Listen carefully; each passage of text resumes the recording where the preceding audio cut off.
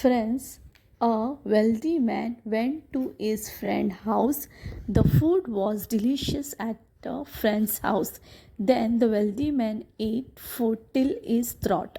When he returned home, he saw his servant was cooking kheer.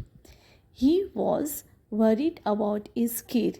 He thought there is no space in his stomach to eat kheer, and now maybe kheer will be finished by servant.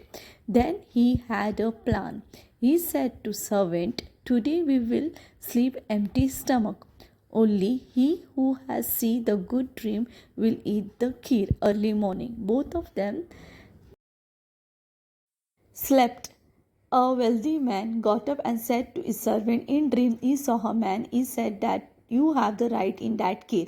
Get up in the morning and have the kheer. After hearing this, the servant started laughing. The wealthy man said, "Why are you laughing? Even your father can't dream of such a good dream."